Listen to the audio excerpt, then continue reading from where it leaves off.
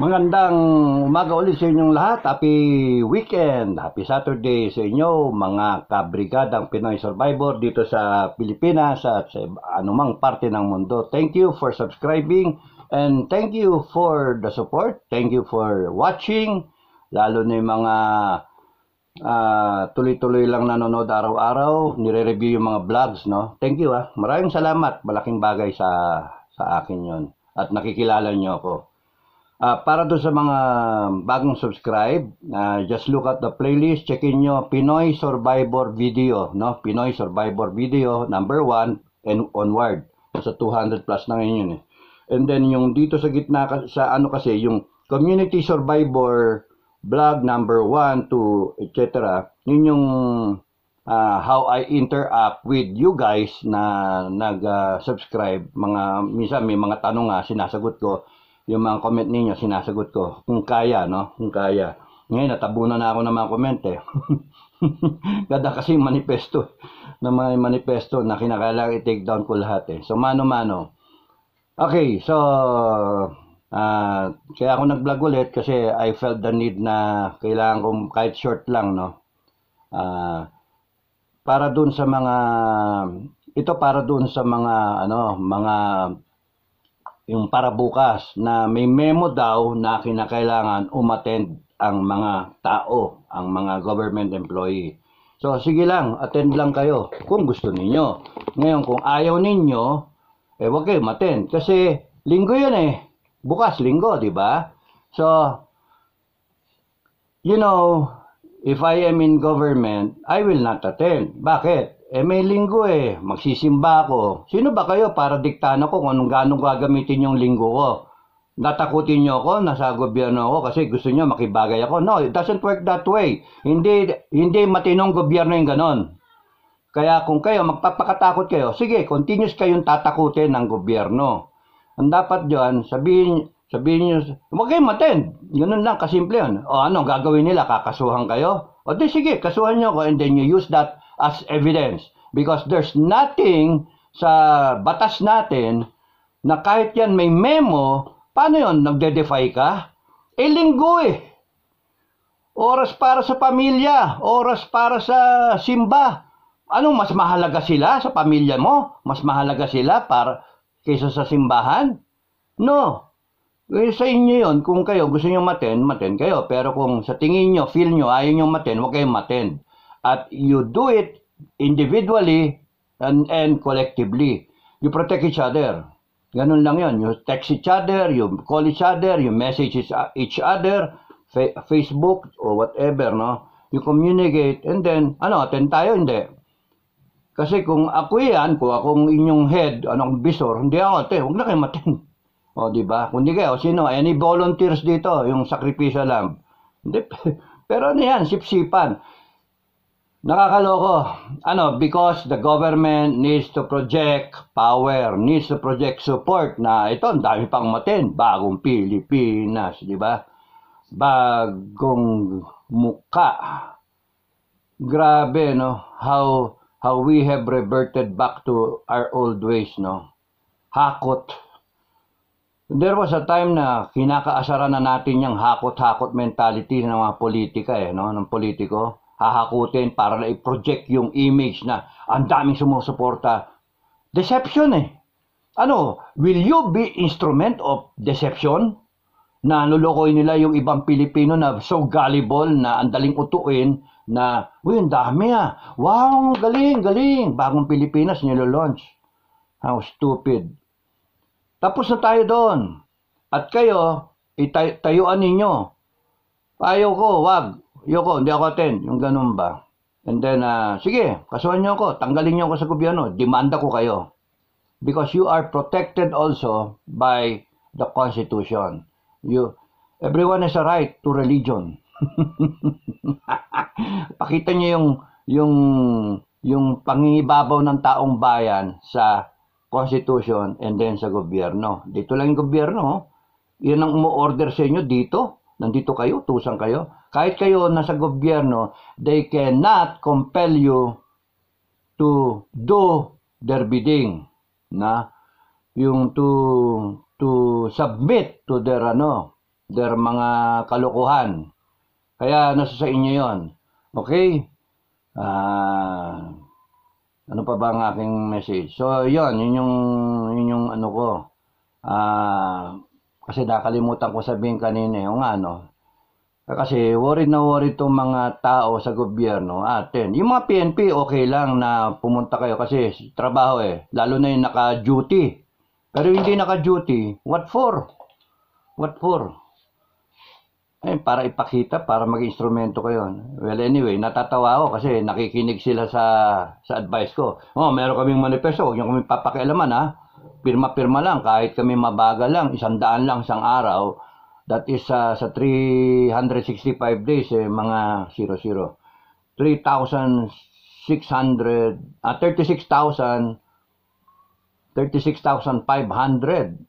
na katao lang sa isang taon. O de sa 10 taon, 365,000, 10 taon. Tapos na si BBM noon. Hanggang 2028 lang siya. 4 more years, no? 4.5 years. So, you see at that rate, that's why, thank you for not shutting down my Facebook because you don't see it as a threat. Diba? Ganun lang yon. So, ngayon, magpapakita sila ng manpower. Ayan, hakot. Ayan na. Kinukumpel lahat, may memo, agency memo na internal memo. Kalokohan yan, The government is trying to deceive our fellow Filipinos. And if you will allow yourselves to be used by such a deception activity, then you're part of them. You're part of the whole thing. Patawarin nawa kayo ng langit. Okay? So ngayon, mga Pilipino, huwag kayo mawala ng pag-asa na, wala nang pag-asa tayo, Pilipinas, ganito. Huwag kayo malalo moral. Kasi sinabi ko nga sa inyo, ganyan lang, pababang ganyan, self-destruct Kasi araw-araw, dinadagdagan nila. Ayan, mali na naman sila, hahakot sila. Yung mga tao na nagtatrabaho sa gobyerno, maasar lang sa kanila. Naasar na ang tao sa PCS, naasar ang tao doon sa mga tawag dito, sa mga nangyayari. Yung ICC, yung PI, mga napapa-PI na nga mga tao, tuloy-tuloy pa rin. So, pinapakita na si BBM natin control. In fact, would you believe na hindi niya alam lahat yan? Alam niya lahat yan. May bas-bas niya yan. Ano siya, hindi nakikinig sa balita? Hindi siya nagse-cellphone? Wala siyang time? Yung mga anak niya, sasabihin niya. Yung asawa niya, sasabihin niya. Yung intelligence niya, sasabihin niya. Yung mga nakapaligid sa kanya, advisor, sasabihin niya sa kanya lahat na nangyayari. So, hindi ako naniniwalang hindi alam ng presidente. Ang tanong, kung alam yan ng presidente, bakit hindi siya sumasagot? Hindi niya tinutugunan yung mga problema. Hindi niya tinutugunan yung mga hinanaing ng tao. Bakit hindi niya sagutin yung issue sa droga? Bakit hindi niya pagalitan si Tamba, "Oy, animal ka. Tignan mo yung ginagawa mo. Ano ka ba? Sino ba presidente sa atin dalawa?" Di ba? Palitan ka, papalitan na, ikaw. Sige, sumigi ka pa. Makakatikim ka sa akin. Buntalin ko pa yan Pagka ako yung presidente, buntalin ko si Tamba. Tarantadon to. Congressman ka, presidente ko, tapos aasta-asta ka dyan. Kaya lumalabas na talagang alam ng presidente. And kung titignan niyo yung kay Maharlika na niya kinukwento niya sa isang text message ni Ate Amy, lumalabas na talagang galit na si Amy. Tama. Kaya nga Kaya nga ang problema niya parang yung kanino, 'di ba? Duterte o kaya Marcos. Tapos noon sa pan-level, kapatid niya si Tamba versus si yung tao. Sarili niya tao, 'di ba? So Wala, nahirapan si Senator ate na kung paano. Pero ngayon, medyo nagpapakita na siya na parang malinaw na yung kanyang tatahakin na landas. Pero ang tanong, is it too late or is it just in the nick of time? Tinaano na nga niya, parang tinatakwil na nga niya na kapatid niya. Hindi yan anak ng ama ko. Imagine. Parang ang dating ano ba si BBM? Magpa-DNA ka nga para malaman pa-DNA ka, hindi lang drug test, pati DNA testing para ikaw ba talaga si ano? Magkadugo ba talaga kayo? Grabe naman. Ano ba 'yung nangyayari sa atin? Ang kwento, no? Okay, so wag kayong mawala ng pag-asa because in all of these things na nangyayari, all the more na nakikita natin dapat na God is in control. God is in control. Nagmamasid lang siya nitingnan. Kaya niya pa yan, kaya niya pa yan. Wala yan. Wala yan. Di pa kayo pinapako sa krus eh. Di ba? Wala yan. Kasi pagka ako ang nagalit, yari kayong lahat na mga walang ya kayo. Yari kayong lahat. You will face the wrath of God. Sa ngayon, yan nyo. You can still manage up within yourselves, no? If you want change, Filipino people, you stand up and then you exercise your sovereign will. Vox populi, vox Dei. The will of the people is the will of God. Di ba? So, you exercise your will. Nakaganyan lang si Lord sa langit, nanonood. Pero kung dumating sa punto na magpapatayan na, pinapatay na ang taong bayan, because, kunyari, nakurap yung armed forces o yung PNP or merong force sila na talagang sinusuppress na kayo na ginaganyan na lahat, papasok na langit doon. Diba? Sa ngayon, relax lang kayo. Kami, hindi pa kami kumikilos eh. Kaming mga mamamatay tao na mga retarded na, wala, nagtitimpi lang kami. Because we're waiting for the Filipino people. The armed forces and the PNP are just watching also, waiting for the Filipino people to exercise your sovereign will. As I will explain the next vlog, I have to run off away, susundo ako eh. So, ang kinakailangan, huwag kayo mawala ng pag-asa, continue believing in God, continue believing in yourselves na kaya ninyong tapusin itong problema natin peacefully.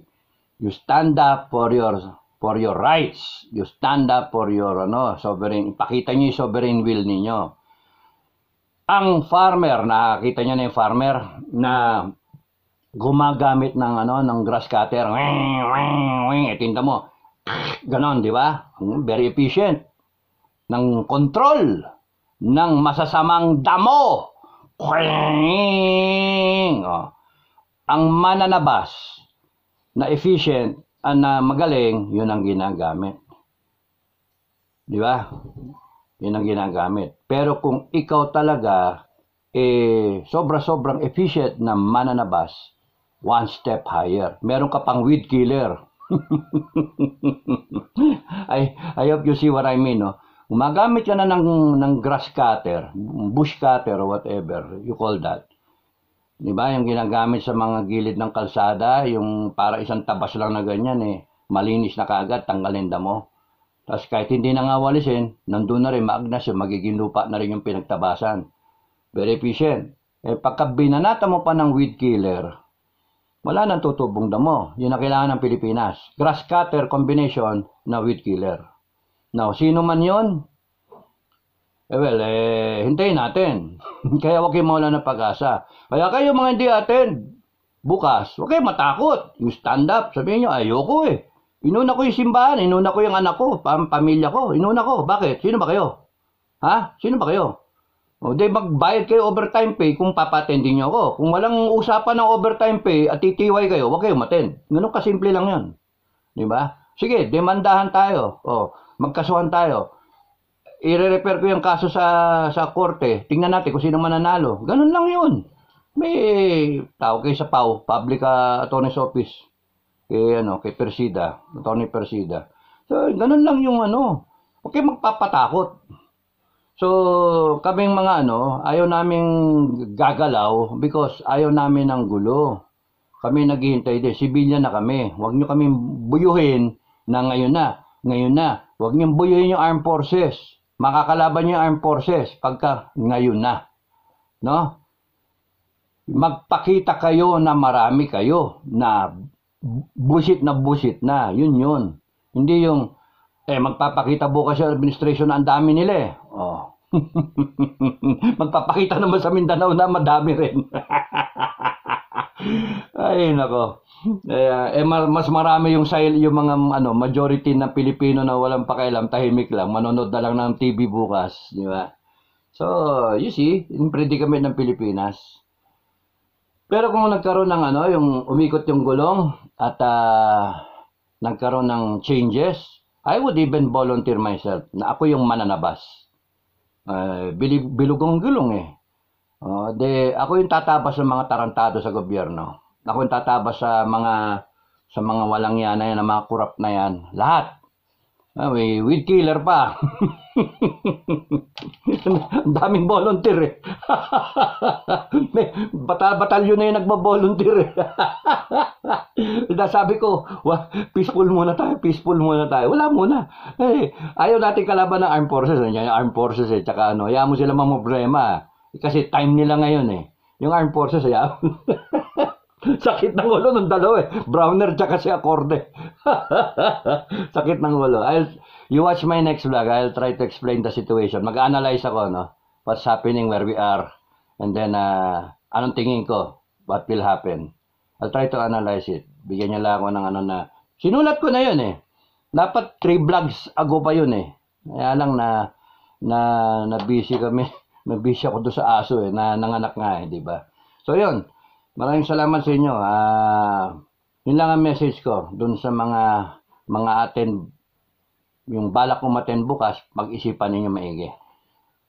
Nakakatulong ba kayo sa Pilipinas o mas nakakasama kayo? Diba? Kung ayaw ninyo, dahil sa linggo siya, panahon ng pamilya at ng simba, doon kayo sa pamilya nyo at sa simbahan. Huwag kayo magpapatakot dahil lang sa isang memo na alam nyo naman, illegal order. Mali naman. Ganun lang. Diba? At kung marami kayo, di nila kaya kayong kasuhan. Kung kakasuhan kayo, maraming dudulugan. Because huwag kayong magpapatakot sa isang gobyernong tarantado. Ganun lang yon. Huwag kayong magpapatakot sa isang amo na gago, na sunod-sunuran sip-sip. Kasi the way it works, yung command structure na yan, wala ito pag wala yung mga tauhan. Wala yung command pag wala yung mga tauhan. Because yung mga tauhan, united.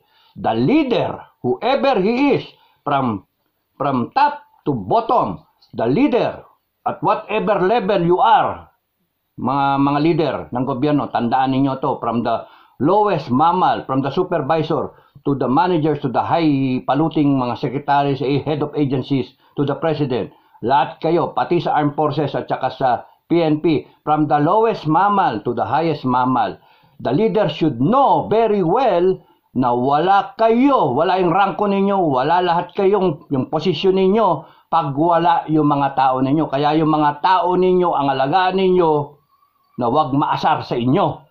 Kasi pag kayang tao ninyo ang maasar sa inyo, good luck sa inyo.